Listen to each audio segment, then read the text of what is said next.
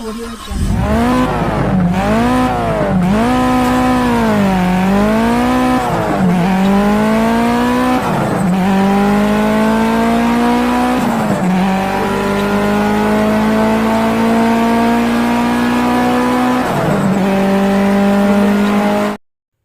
Assalamualaikum warahmatullahi wabarakatuh. Selamat siang, masih bersama channel Jadi Gemes. Hari ini atau siang ini kita kedatangan Yamaha Mio G, dimana Yamaha Mio G ini kondisinya mogok. Kita akan analisa yang menjadi faktor utama Yamaha Mio G ini mogok itu apa.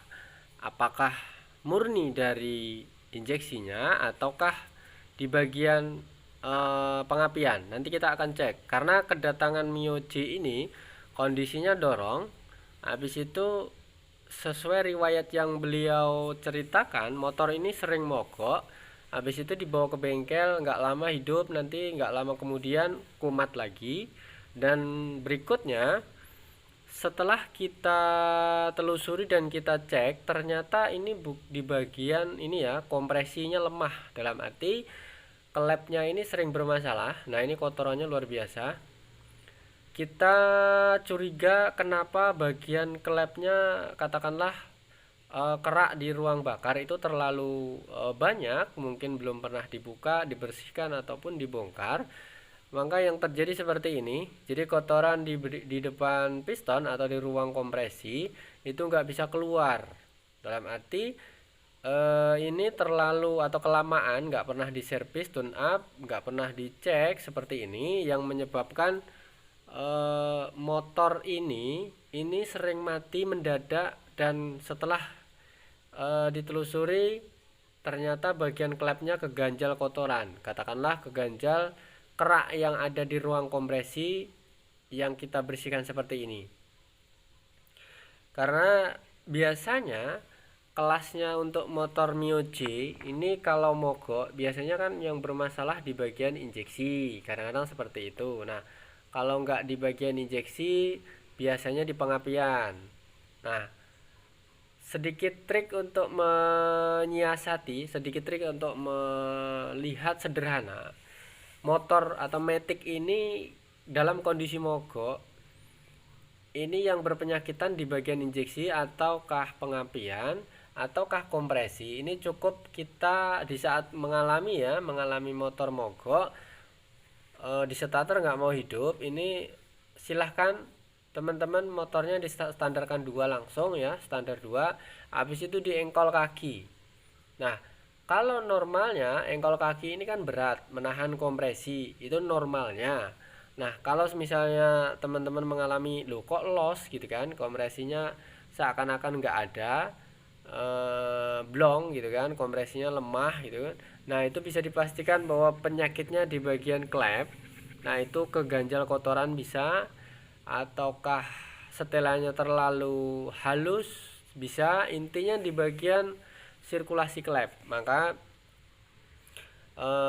hal yang paling mudah atau hal yang paling sederhana untuk mengecek bahwa motor matic khususnya ini untuk kondisi mogok ini silahkan di standar 2 langsung. Habis itu di engkol kaki. Kalau seandainya engkol kaki itu masih berat, katakanlah masih melawan, kondisi engkolnya masih berat, berarti yang diganti bukan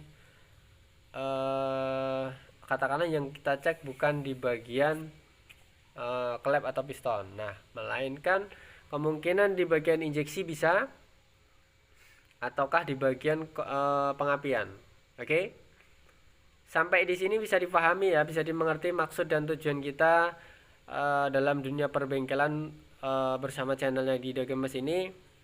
Kita tujuannya berbagi pengalaman, nah yang sedang kita alami di bengkel seperti ini. Mudah-mudahan teman-teman masih sedikit mengalami, dan jangan sampai panik sekiranya motor tiba-tiba mati mendadak ataupun kondisi hal yang sama. Silahkan, kalau misalnya teman-teman bisa saksikan video ini dari awal sampai akhir, kira-kira bisa dicermati, bisa difahami, nanti paling tidak bisa dimengerti, oh penyakitnya seperti ini gitu kan.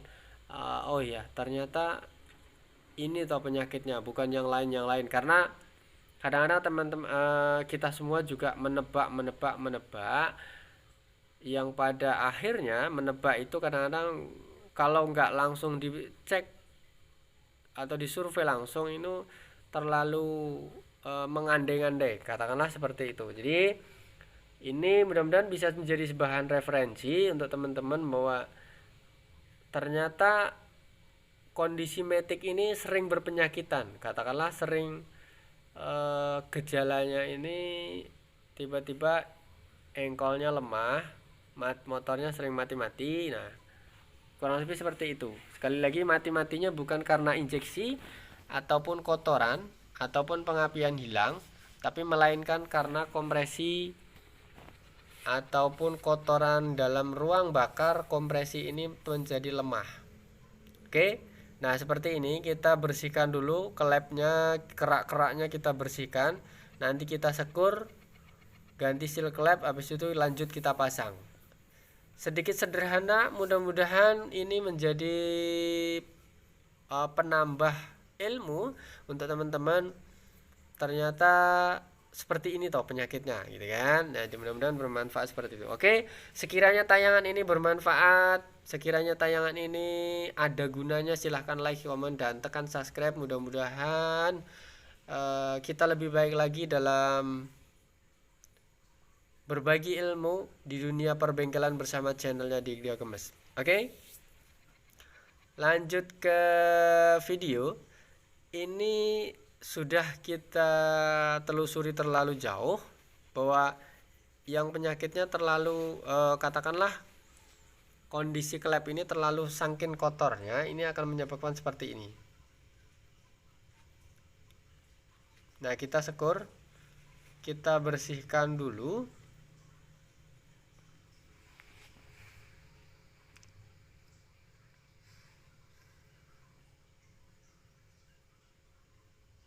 Kita bersihkan, kita sekur, habis itu lanjut kita pemasangan. Nanti kita akan cek juga di bagian oli apakah memungkinkan untuk ganti atau enggak. Nanti kita akan akhirnya nanti kita akan coba kita cek.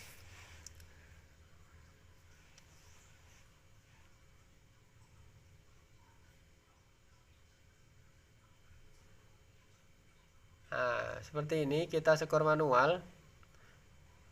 Silahkan isi kolom komentar di bawah video ini sekiranya ada yang mau ditanyakan tentang motor-motor atau penyakit motor di dunia perbengkelan bersama channelnya Digda Kemas.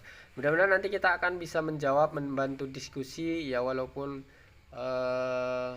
hanya sekedar membantu diskusi, tapi mudah-mudahan bermanfaat untuk teman-teman semua.